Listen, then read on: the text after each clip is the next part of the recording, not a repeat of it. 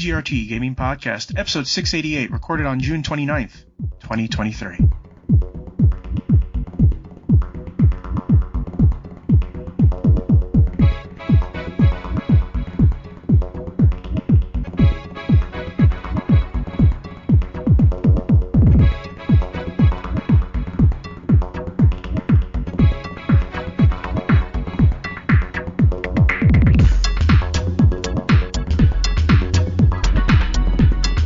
Hello and welcome to the 688th edition of the TD Gaming Podcast and 521st episode of Video Game Roundtable.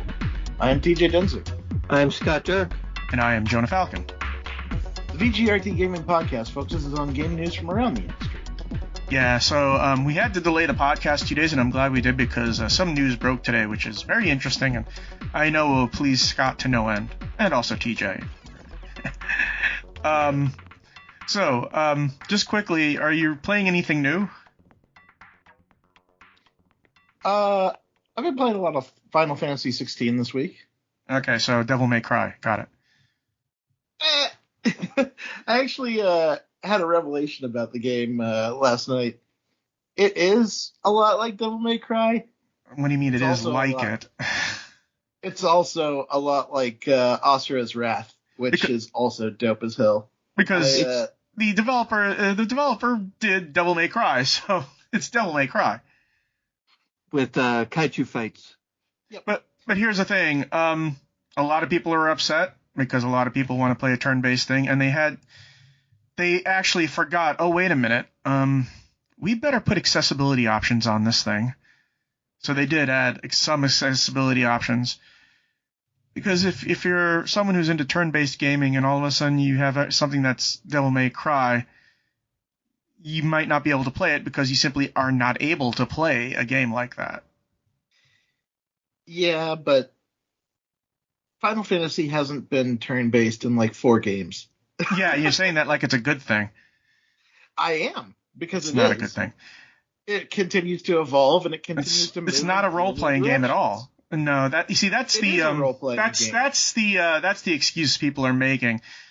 There's no excuse about it. You fight, you level up, you use spells. It's not a role-playing game. It's not even close to being a role-playing game. Even the leveling up is actually kind of useless from what I understand. Anyway, Yeah. if you like a good Devil May Cry game, then go ahead with Final Fantasy 16. And by the way, fantasy game. Final Fantasy 14 is an MMO. So it hasn't been, all, going to action. And but it's not a turn-based game. It dropped all pretension of being an RPG with 16. So it dropped all pretension of being an RPG with Final Fantasy 14 and 11 because those aren't turn-based games either. It's an MMO. He's still an RPG.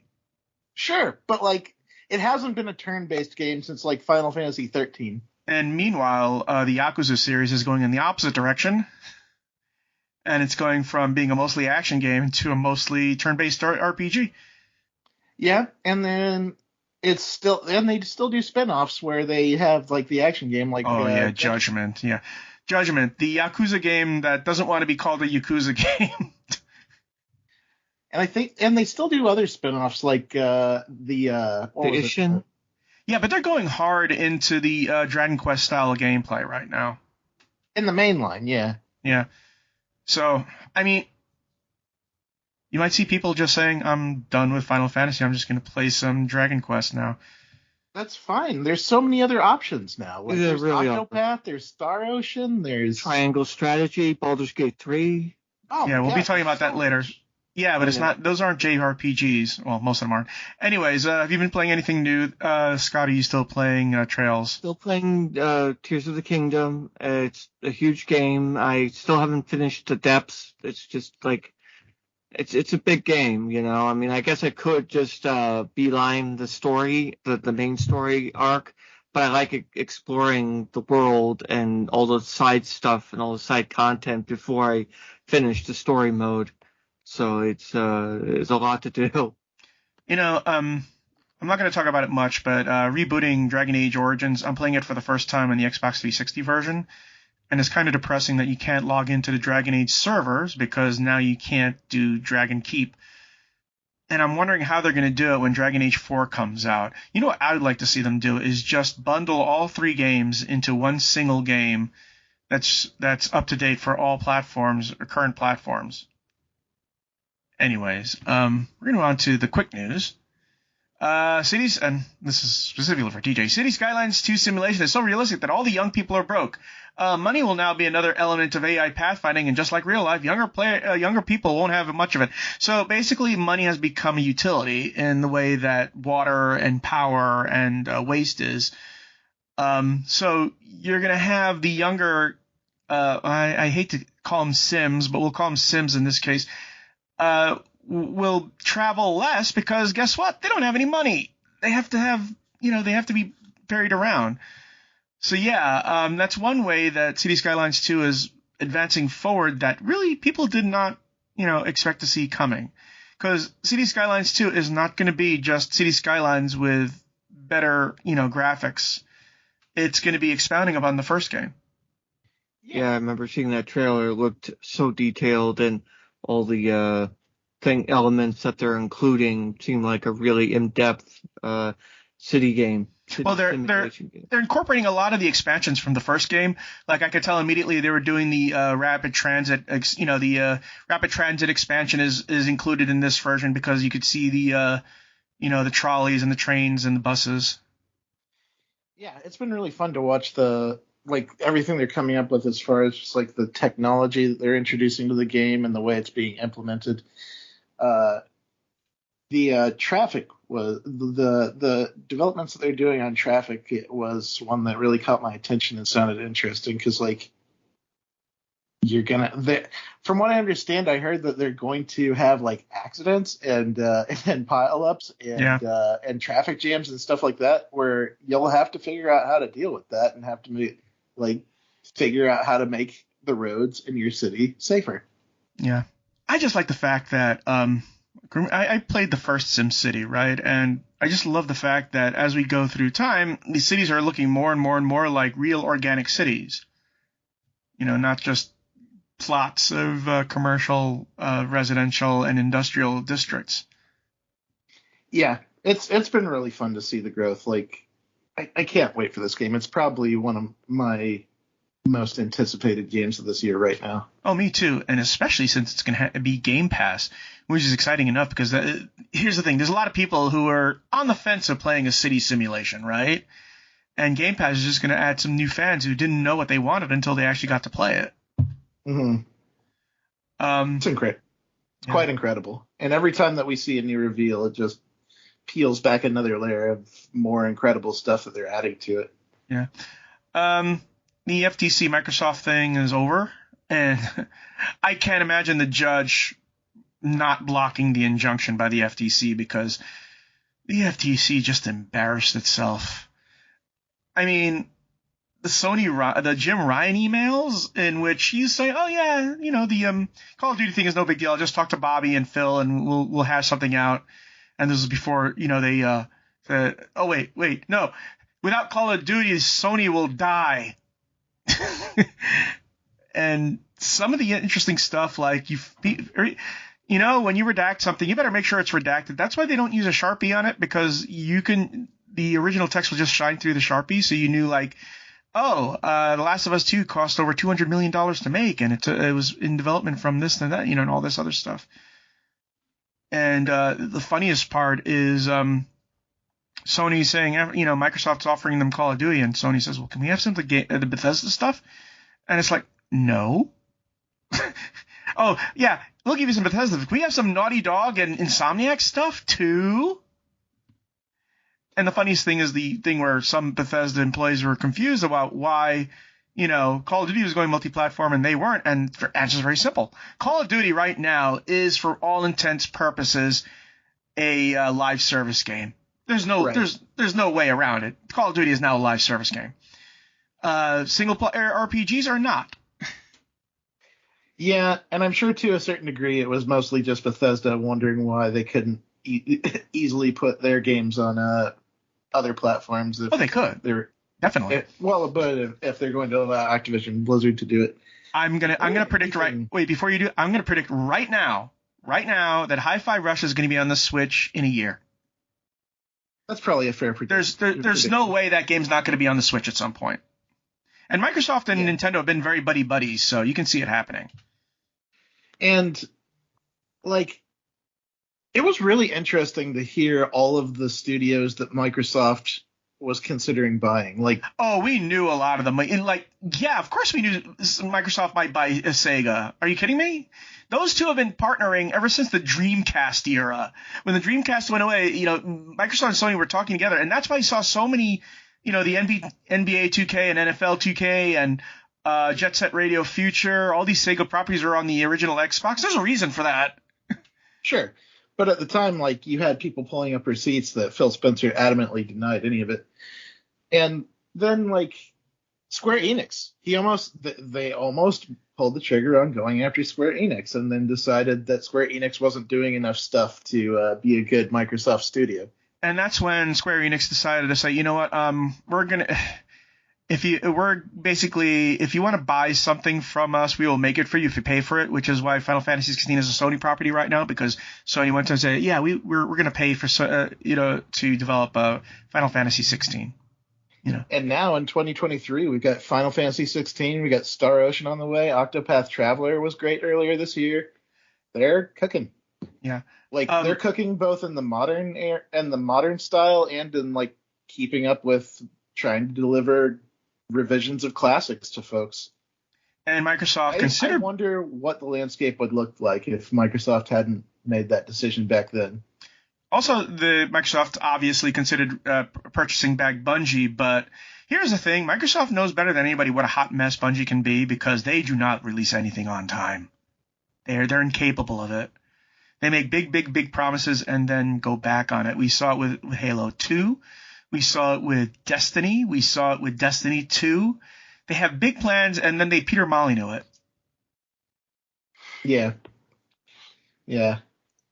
And then, like... Well, here's the thing. You think that when Sony said, we'd like to occupy, Bungie said, well, screw you. You get it. Let us do what we want, or we're not going to have it. Which is why Bungie keeps on saying, well, we're more like partners with Sony in that, yeah, Sony can't tell us what to do. I mean, there's been so much chaos, but like, this continues to illustrate that there are a lot of regulatory organizations that just don't get video gaming, yeah, in the nations around the world that are just unprepared to deal with the complexities of video game business and deals. Yeah. The only organization left, aside from the FTC, and we're pretty sure that they're going to lose this because they made such a poor showing, unless something funny goes on with the judge. But the only people that are effectively blocking it right now are the CMA, and I get the impression that's because of Brexit, because the EU said, okay, we say yes. The CMA says, nah, we say no because the EU said yes. If and when the deal is approved for the United States, it'll be everybody except the UK who has accepted the deal, and the CMA will have to sort of begrudgingly, maybe they'll save face and force Microsoft to do certain things with the UK versions of whatever they do, some minor things like, oh yeah, you got to make sure it's in this and this, and all that stuff. It looks like it's going to go through. It's just a long, circuitous route for Microsoft. Yeah. By the way, Phil Spencer was doing an obvious bluff saying, well, if we can't do it, then we're just going to back out. No, you're not, Phil. Stop it. Stop. You wasted too much resources. You're going to fight it tooth and nail. Microsoft has one thing that these other people don't. They have very, very, very, very good lawyers. So there's no way. And they've been through this shit before, too, anyway. Even the stuff that they lost, like that entire Explorer suit, yeah, you lost, but you still, So, yeah. I just get one thing out of this, and that is World of Warcraft's going to be a part of Game Pass. That's the only thing I get out of it. By the way, all this controversy about Diablo 4 lately, so much stuff being talked about. What do you hear, TJ? Because I just hear the snippets of it, but there's a lot of people who are complaining about certain things about Diablo 4. Diablo 4 has had a interesting run as a live service game. Between like, and a huge portion of that has been related to hardcore, because the fact that the game will eliminate your character Oh yeah. if you get disconnected from the server. And so we've had people that have had like 82 hour to like over 100 hour game TJ, characters. What's up? when you say eliminate, do you mean Die. killed? I didn't know if you meant killed or deleted. You get knocked off. You get knocked off the server. When you play hardcore mode in Diablo 4, if your character dies, then the character is permanently deleted and you have to start a new one. Yeah. Oh, it sucks. Yeah. By the way, they did the same thing with World of Warcraft hardcore mode, and it's funny, if you die in that mode and World of Warcraft hardcore mode, you're forever a ghost. Yeah. Actually, I think that's kind of fun. You know, you go to a dead character and you just walk around. You know, you can create other characters. Just like that particular character is now a ghost. So yeah, I just gonna jump in my ghost and just chill out for a while and talk to the other ghosts. Right. And previously, like, and this is not the first game where Diablo has had hardcore mode. Oh no, I mean Diablo 2 has it. Yeah. Previously, it wasn't an issue because Diablo was a game that you could play offline. Yeah. Diablo 4 is always online. You can't be offline in Diablo 4. So if you get disconnected from the servers, your character is just kaput. And every hour that you spent on that character is just null and void. You're done. Yeah. Which is why I prefer playing Diablo 2. Yeah. So is there a way to exit the game without... Oh, you can exit. Yeah, if you exit normally, then you're fine. It's just that when you get booted off the system, it's sort of like your character's going to be there and just get whomped by everything while you're not watching. Okay. The problem, Scott, is that Diablo's servers can detect when you disconnect from the game, and it's not a situation where like it's not a decision where somebody is there to make a decision as to whether or not you actually got disconnected or you tried to cheese the system like you rage quit when your character's about to die. Yeah, you rage quit. It just treats all of it the same. If you get disconnected, your character goes kaput. Maybe the game could detect that you're at full health and there's no monsters around you and assume, oh wait, yeah. That's another thing that's pissed people off, Jonah, is that they're talking about a solution to it. They have an item in hardcore mode that is called the Scroll of Escape. It's a very rare item to get, but if you have it in your inventory, you can use it to jump out of a hard situation and go back to the nearest town.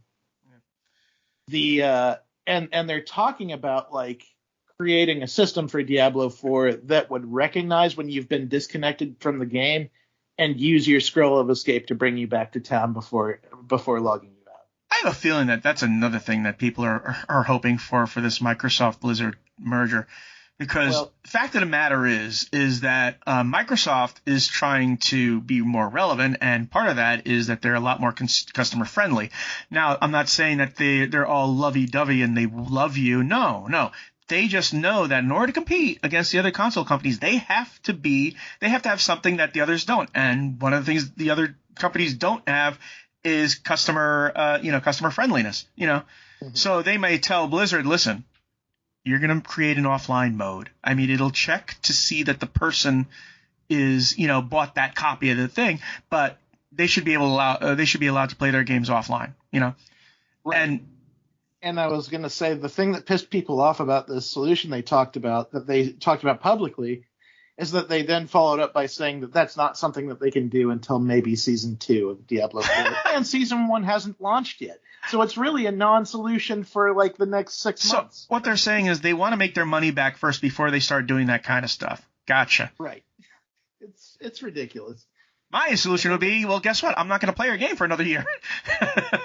And then you have things like the loot tables being broken. There was a stint where druids couldn't get their final armor pieces because they weren't dropping out of enemies because the loot table got screwed up at some point. Yeah, I mean that's less bad because that's just – here's the thing. All the Diablos have had to have a massive amount of balance and rebalance, and it's like those games are like the open world games by Rockstar. There's going to be glitches that you have to whack out, and sometimes you don't. So, yeah, Diablo has the unfortunate thing of being the best looter ever. Yeah. And they have a very high standard that they have to like I said, play Diablo 2. It's made by Vicarious Visions. Yeah. And they did it started off rocky, but they did a good job of polishing it up after the initial issues. Yeah. This is it's somewhat related to our video game news. Biden announces a plan to deliver high-speed internet to all Americans by 2030. The government will invest $42 billion into achieving Biden's high-speed internet goal. And it's like, welcome to 2010, when everybody else in the world was doing this. Yeah. And my favorite happened a very long time ago. And my favorite thing is when this was announced, there was a lot of, but you voted against it on Twitter, because all these GOP who voted against it were bragging about it. It's like, what are you bragging about? You didn't want it. You voted against it. Both Texas senators voted against it, and both of them were bragging about it like the fucking idiots they are. Yeah. So, but that's good. Here's the thing. Internet has to become a utility. Period. End of story. Water, electricity, garbage, internet. Everybody should have, that should be in the Bill of Rights. Everybody should have access to a Wi-Fi signal. It's the 21st century, dudes. We have the tech now. Yeah. And really, just the biggest problem is that there are such huge dead zones. Like West Virginia has very bad internet infrastructure. You can't, and there are a lot of states like that and a lot of areas like that where like you don't have too many options. Yeah. Well, at least at the minimum get broadband, you know. Mm-hmm. So it's good news. Here's the thing: we are a big country, but China's friggin' doing it. So, and they're bigger than us in terms of space.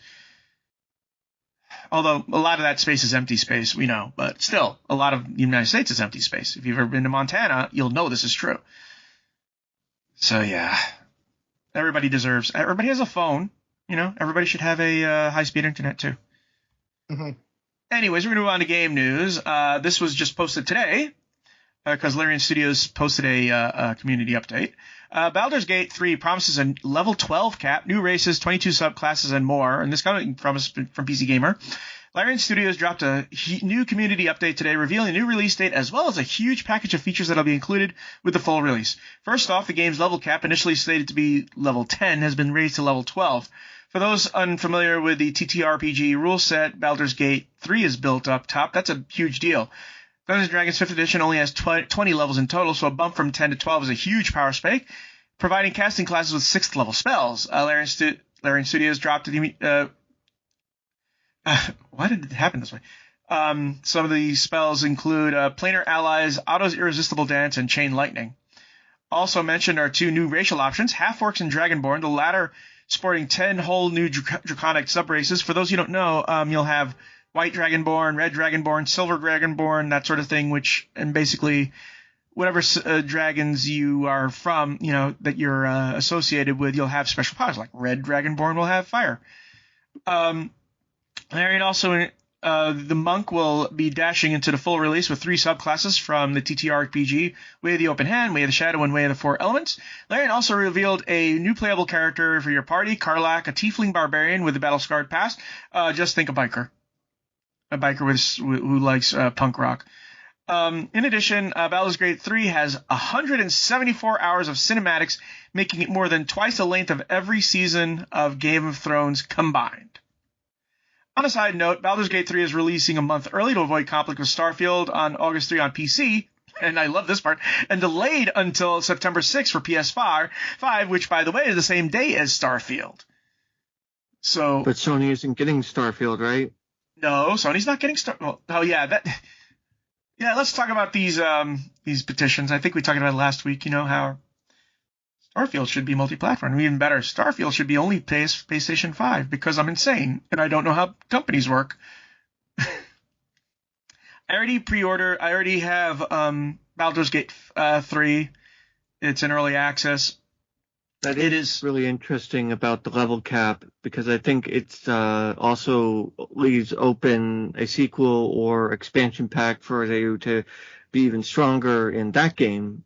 I mean, that's what that implies to me. And I also remember previous editions being level 30 was the top level. Well, it's D&D 5 now. It's level version 5 now, so it's different. It's last time I opened up Baldur's Gate 3 was May 22nd of last year, and I don't want to play it until the game is finished. Because same here. That's what I've been waiting for them to finish it.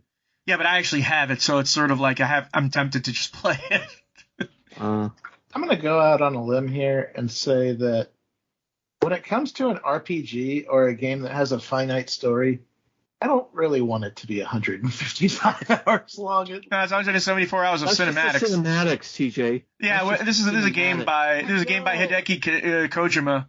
I like, that's so much time.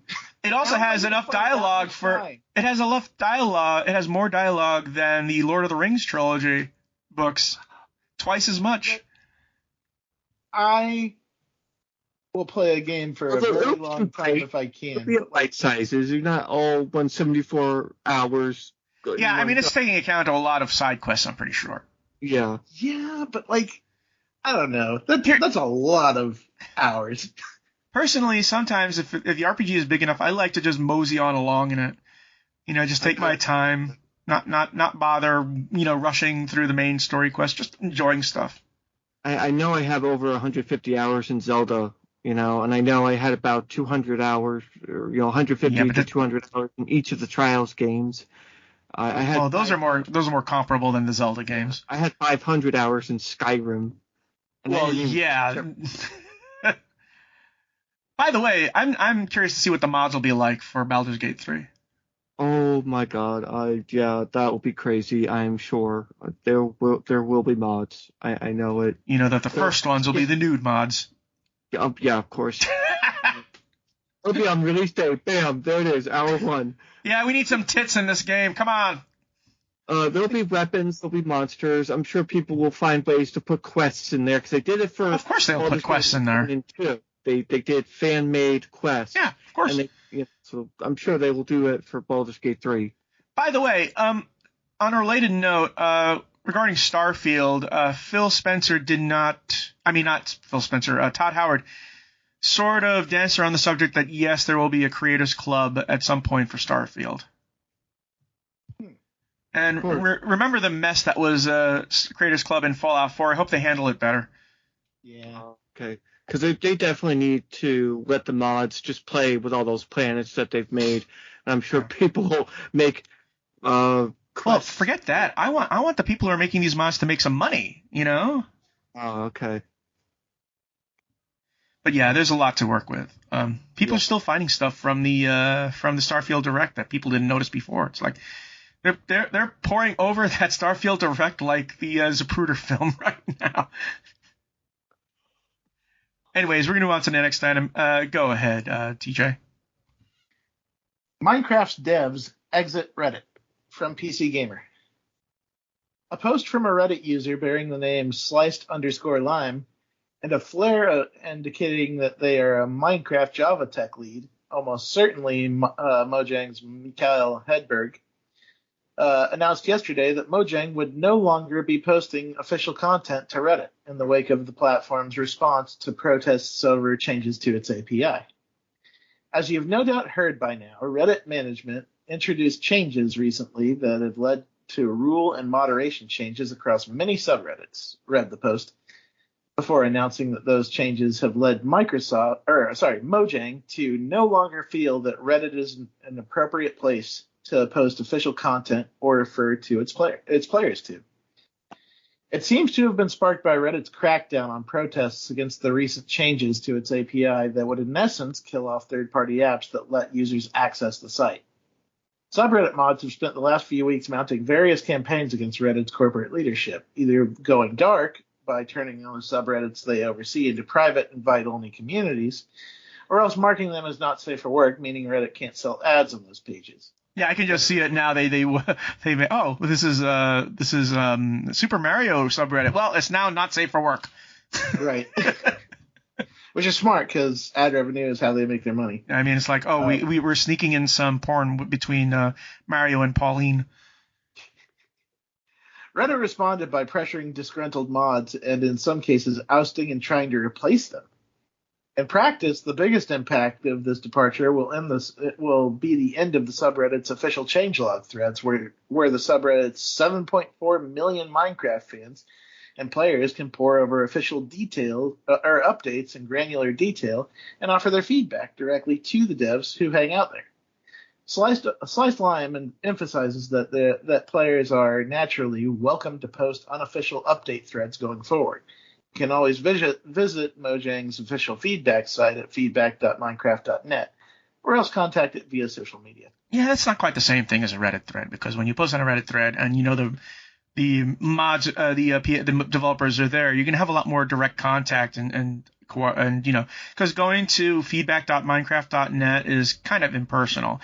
And here's the thing about Minecraft. It's unique in that I think it might have the closest relationship between developer and player that there is in most video games, because they go really hand in hand. Yeah. I never really used Reddit. I always used Twitter to see their posts, and then they would post their update on their website, and I would go there and then probably watch a YouTuber talk about the updates. So it's not quite the same thing as a forum, because in a forum you can post and you can be long-winded, post 8 paragraphs on what you think about something, and the developer may respond to you and even actually, reply to each, point that you make.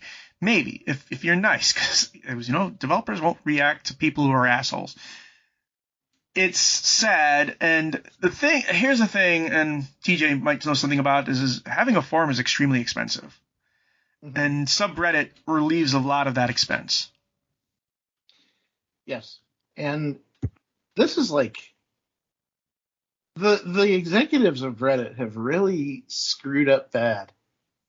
Like, I have never heard of a developer pulling out of the subreddit for their own game until this. And like they're like and Minecraft's subreddit was a particularly active one where like they used it frequently, and it was like the main way in which they posted the patch notes there. That was the place where they put up the patch notes for people to see. They'll probably go to Discord.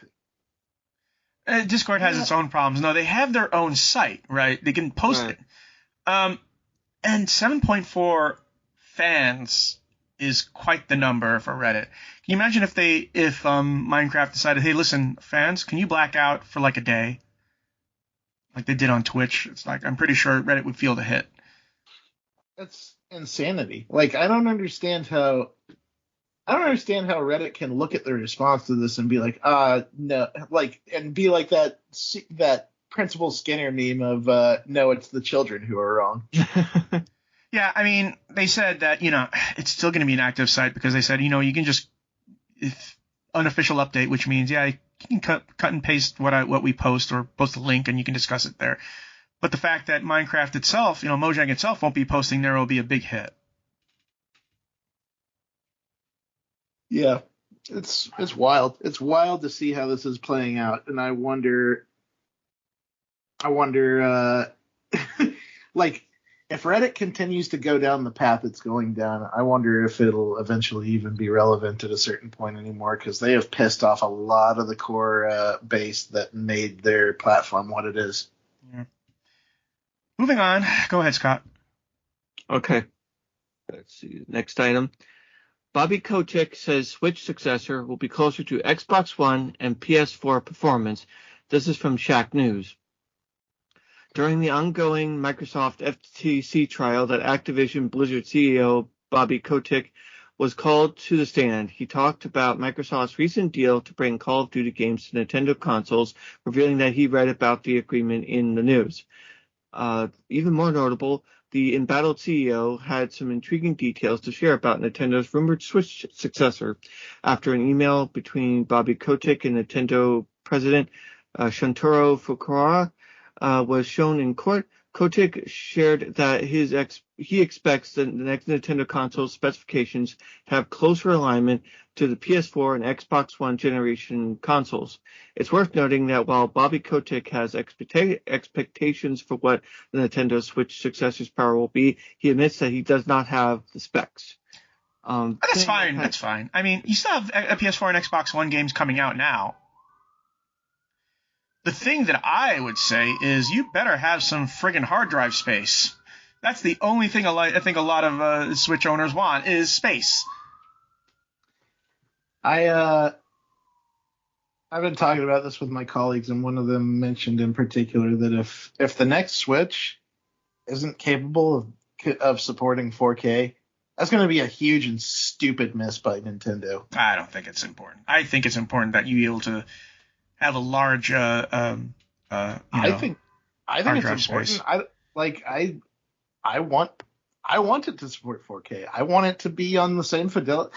You know what would be super nice? You know what would be like a perfect world for a Nintendo fan? Is if Nintendo hardware didn't limit its developers to the point where they had to downscale their games to make it fit on the Switch. Most of that downscaling is hard drive space. How cool would it be if we had a Nintendo console that was at pace with the other current hardware? You understand to have 4K textures, you need a lot more hard drive space. You know that, right? I'd rather have the full back library of Nintendo games available. That's a whole other beast, Scott. I'm telling you. Yeah. I'd rather have that over the 4K, over OLED, over processing power. Well, I'd rather have the back library. You could just ditch. Well, Scott, you don't need a hard drive space for that. You just need to have streaming for that. Just stream those things. You know, if Nintendo didn't treat online like the darkest jungles of South America, you know, with piranhas all over the place, they would have streaming of their games. And like, I agree with Scott. I would like to have the Nintendo back library just available, like the Nintendo the Wii Shop. Nah, it's a lot easier for you to buy those miniature Nintendo consoles. But I do want to say, I'm not a graphics diva, but the current state of Nintendo hardware is how we ended up with super shitty Witcher 3 ports on the Nintendo Switch. Oh, by the way, yeah. It's how we've ended up with a bunch of ports to the Nintendo Switch that just are either completely embarrassing, or we end up with cloud version of games where like the cloud version in Japan, I understand, works very well. It does not work well in the United States. Well, I'm just saying the cloud version of NES games and SNES games and and Nintendo 64 games would be fine streamed. You know, that would be fine. I'm not saying about current games, but I'm telling you about the back catalog. You know, it would be so easy to do that with the back catalog. When I say cloud versions of games, I get what you're saying. Nintendo's catalog. I'm talking about Resident Evil Village and Control. Yeah. By the way, Bobby Kotick also regretted not bringing out Call of Duty on the Switch launch, which is interesting. I don't know how many Call of Duty players there are on the Switch when they first bought the Switch. I would not be surprised if it was zero. Well, no, there are players who do that. I mean, and here's the thing, you could being able to play Call of Duty from your bed with, I see a lot of hate from some console players towards the Switch in general. So that's poppycock. I think here's the thing. I'm not the one making memes about this stuff. I see the memes, so I know it's there. Yeah, but the thing is that, if you have a game, a series that's on at launch, then it's going to have more players because, if you build it, they will come. Right. But since they didn't put it out immediately, it's like people don't view it as a serious place to play Call of Duty. Trust me, there are people who want to play Call of Duty on Switch, but since it wasn't there on launch, they said, whatever. I just dream of a day where like developers can make a game that will actually work on Nintendo consoles that doesn't have to be pared down ridiculously so from like PS5 and Xbox versions. Here's the thing, those M2 SSD cards are getting real cheap.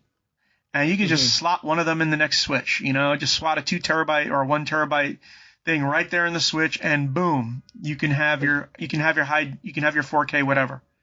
And you think the next Switch will be mobile as the first one? Probably. I think that they almost have to. Like they've stopped making handhelds, so yes. I think that I agree with Jonah that like at this point, now that you have the Switch, I don't think you go back. No, I mean they're not doing the blue ocean strategy right now. They're just going to make more of what people want. The thing Nintendo were silly bastards with this stuff, though. I mean, they made the Wii U after the Wii, which was like the definition of hubris. I guess. But hey, you have a sequel to Switch 1 2 coming out, so you should be happy. Yeah. Moving on to the next item. New Resident Evil 4 achievements spark speculation about upcoming DLC, and this comes to us from Shack News. As a matter of fact, this is TJ's article. Capcom's remake of Resident Evil 4 has new achievements that have just been spotted for the PC Steam version of the game, have fans hoping that a sweet deal is about to get sweeter. The appearance of new achievements have led to the belief that Capcom could be announcing DLC for the game soon. Basically, what you see with the achievements are just 1, 2, 3, 4, 5, 6, 7, 8, 9, 10. So that's what the icons look like. They're just numbers with a circle around them. The new achievements for the Resident Evil 4 remake were spotted on SteamDB, as reported by Wario64, and if you don't follow him on Twitter, you should. Resident Evil 4 should have around 40 trophies or achievements on any available platform. However, 7 more trophies are added to Resident Evil 4. The contents of them are currently hidden, leading fans to speculate that, yeah, there's an update coming. Nothing is official yet, but it seems Capcom is prepping for a big update for the game. We should basically say, yes, there is DLC coming out because it's a Capcom game and it's Resident Evil, therefore there must be DLC coming. Because that's what they do. Yeah. And, like, it's... I gave Resident Evil 4 a 10 out of 10, and I stand by that. But like, I've always like wondered why Mercenaries and Separate Ways weren't there on day one. Yeah, I would say. Well, here's the thing: what if it's just a multiplayer mode? I hope not. I would be mad, and a lot of other people would be too. Capcom's done it before, so I want Ada's Separate Ways campaign. I really do. Okay. She's such a good character in that game, and I want to play as her. And one of the most moddable characters, and especially in Resident Evil 2. Everybody wants Ada Wong, and they want her in different outfits. She's also just cool as hell and has an awesome set of weapons. Is that what you call them? Is that what you're calling them these days? Yes, we've seen some of the dresses where she really shows off those weapons. That have me bringing up the Louis Sarah line about ballistics. I wonder if they're going to have like Jill Valentine or some other characters from the series. Oh, can you imagine if they include either Mr. X or Nemesis in Resident Evil 4 somehow? They kind of do. The village elder is kind of a Nemesis Mr. X type. No, I mean explicitly. Like it's a story-based thing and how either character got into that region. Mm-hmm. But no, you're probably right. I mean, if it's going to be anything, it's going to be something an alternate protagonist like Ada Wong, and have them go through the story. Like I said, maybe even Jill Valentine, have her go through the story. Well, separate. You do know what Separate Ways is, right? Like, yeah. It was the original. In the original Resident Evil 4, it's where you follow Ada's story. Like, you follow the story from Ada's point of view. I get that. And it's like the one thing. It's the one thing people are still asking for with that game. I mean, that's the other thing is that what if they decide to pull a twist and make you say follow Jill Valentine, or Chris Redfield's sister, or someone else that you didn't expect. I don't know. Probably will be Ada Wong though, so it's like whatever. She's in everything. She has to be everywhere. Well, it's also just a fun wrinkle to the story in general. Seeing that there's actually a part in the original Resident Evil 4 on Ada's campaign where like you're skirting the first village and you see the villagers chasing after Leon through the village as you're playing with Ada, and it's just kind of fun to see that that parallel. Have you ever played as Wesker in anything? You can play as him in Mercenaries, and he's super strong. No. I mean, as single story mode. Wesker's OP. He can put his fist through your body. Yeah. So I don't know. I there's probably a way that they could do a story with Wesker, but he's just so strong. It would have to be a different villain, I would assume. He's basically a sentient bioweapon in Resident Evil Code Veronica up to when he dies in Resident Evil 5. Speaking of memeable. Yeah. Total world saturation or whatever. Did you finish Resident Evil 4 Remake? I did. Several times. Several times. Wow. Now you have to play Middle-earth Shadow of War. See? I know. I mean... Someday I'm going to jump on this podcast and I'm going to say, I played it and I finished it. And everybody's going to cheer and it's going to be the most important episode ever. Here's the thing. The reason why I'm so... people talk about how the open world games don't really work anymore, like Assassin's Creed is all played out and that stuff. But I'm going to tell you something. Monolith knows what the fuck they're doing. They made it just pisses me off that the Nemesis mechanic has been copyrighted until 2035. That's insane. It would make so many other games so much better if you had that Nemesis mechanic. And the thing is that where's the new Middle-earth game? What are you saving it for? I mean, it's WB. Why can't you imagine if you used it for Gotham Knights and it wouldn't be such a boring piece of crap? I mean, they're both done by WB. I wonder if WB lost a license for the Lord of the Rings video games. Because, Gollum, Lord of the Rings Gollum is not a Monolith game. Well, now it's Embracer Group who has the rights to Lord of the Rings. Ugh. So, Monolith, make another game that uses the Nemesis mechanic. It doesn't have to be the Lord of the Rings. It could be superhero thing. Can you imagine a superhero game in which if a thug defeats you, he becomes your nemesis? And he develops his own stats, and he has special dialogue for you? Because I'm going to tell you something. In Middle-earth Shadow of War, there's tons and tons and tons of dialogue. And as much as I've played it, I don't think I've had the same things. I don't think I've heard the same things twice ever. It's like I don't remember them ever saying the same thing. Not even with Forthog. And when I'm going to tell you something. When you're battling an elite overlord who's level 70 and that overlord is about to kill you, and then Forthog, who's level 40, comes in and kills him, one-shots him, and then just walks away saying something heartwarming, and then vanishes.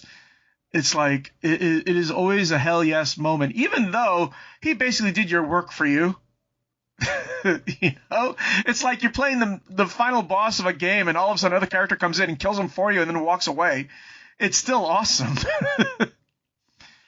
Forthog is something you have not experienced, and I feel sad for you for that.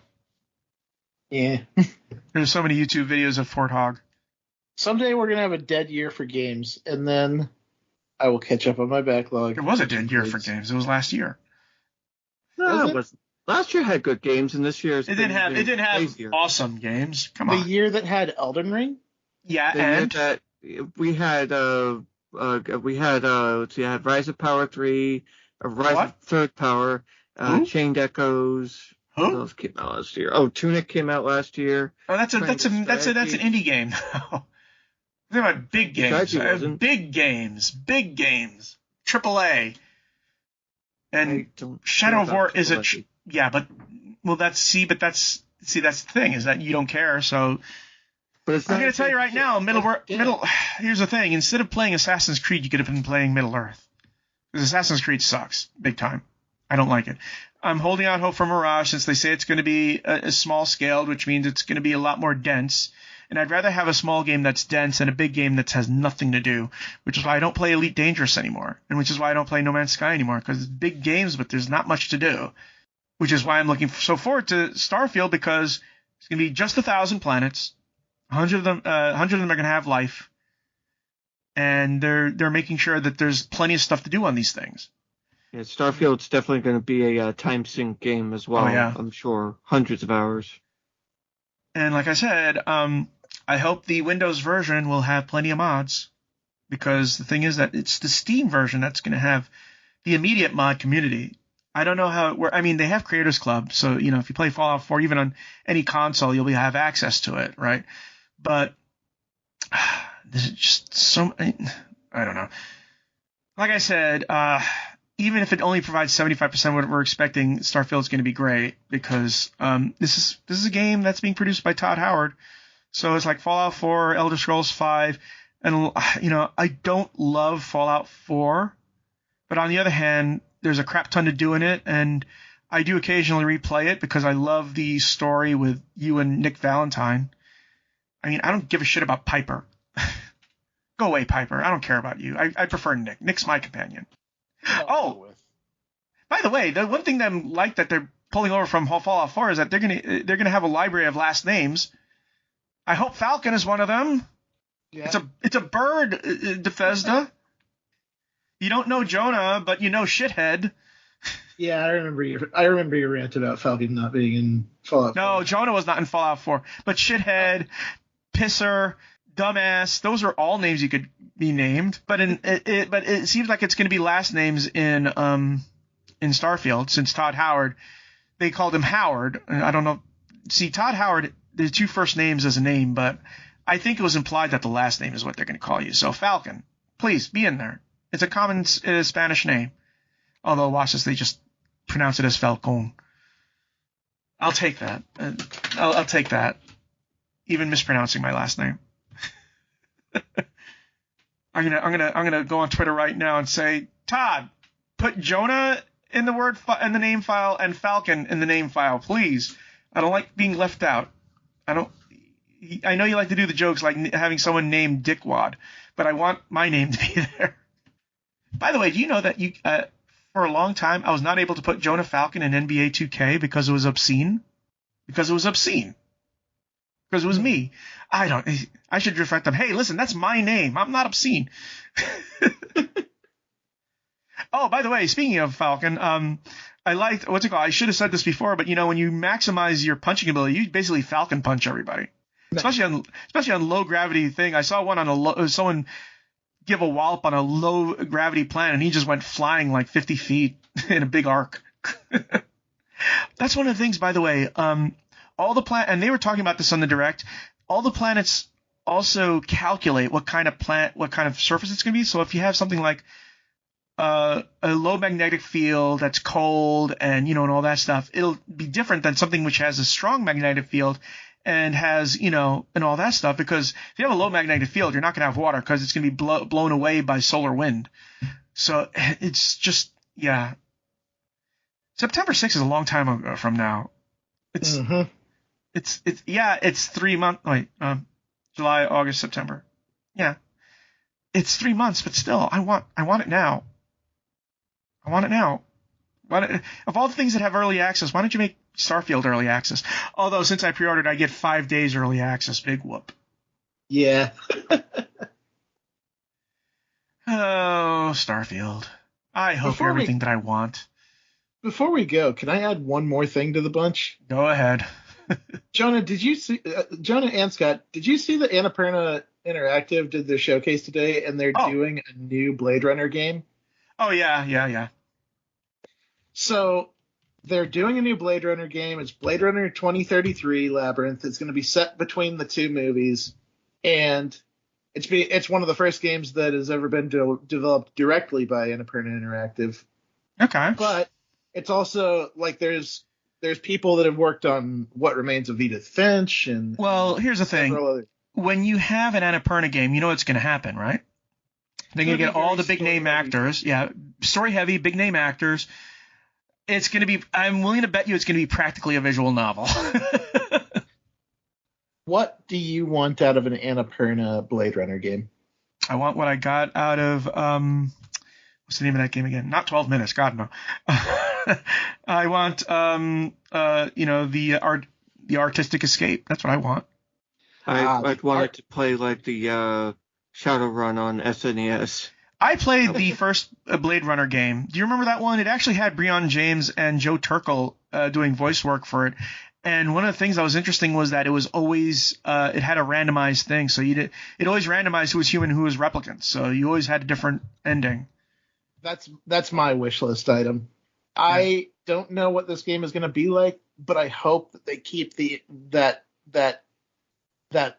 system intact, where every single person you come across and interact with could be a human or could be a replicant, and it will be different. It looks like there's going to be a heavy detective aspect to it as well. I loved that about the original game, and I hope they keep that in this one. Yeah. And, in the original game, you didn't know if you were a replicant or not. So. Mm-hmm. It's so cool. And like this is the first major Blade Runner game that has happened in 25 years.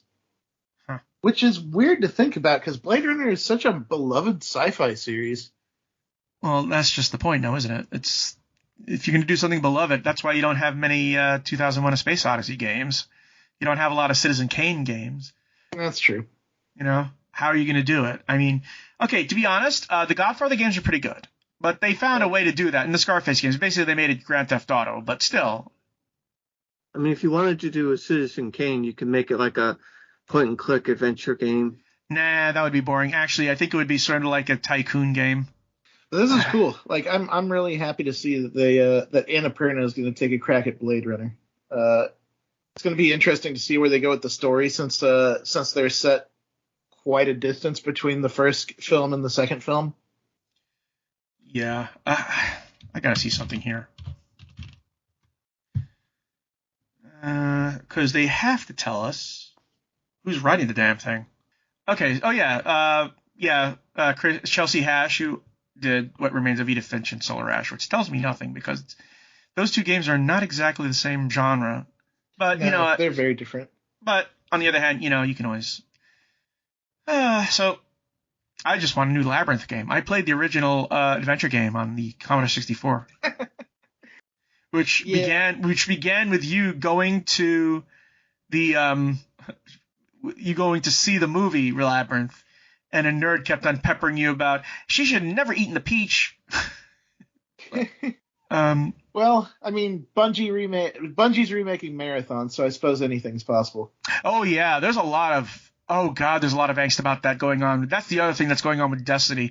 A lot of people are accusing Bungie of taking resources away from Destiny 2 and putting them on Monolith, and they are not happy about it. Did you see this? Did you see this fan protest about that? Oh yeah, it's impossible to miss. People I think it's ridiculous. I think it's a tinfoil conspiracy theory. It is, but still. So wild. So wild what super fans that only play one game will come up with when it doesn't meet their full expectations. Yeah, and by the way, that is why live service games most of them will always fail, is that you can just get the attention of just a certain amount of people. No one's going to play more than one live service game, ever. Sure. And maybe two, maybe. I would go as far as to argue that Destiny players only play Destiny. That's it. Yeah. Because it takes so much time. I tried playing Destiny. It bored the living hell out of me. Anyways. So, look for our show notes at gamingpodcast.net, along with industry news and our gaming history articles. We enjoy your feedback, so leave us comments at our blog at gamingpodcast.net. Also, hit us up at facebook.com/gamingpodcast. Subscribe to us on iTunes. Leave some iTunes comments. You can find me on Twitter at Jonah Falcon. You can find me at Johnny Chugs. You can find me at Chard Moore. And you can find Wario64 at Wario64. We will see you next week. Happy gaming, everyone. Have fun. Be cool. Play games, y'all. And that is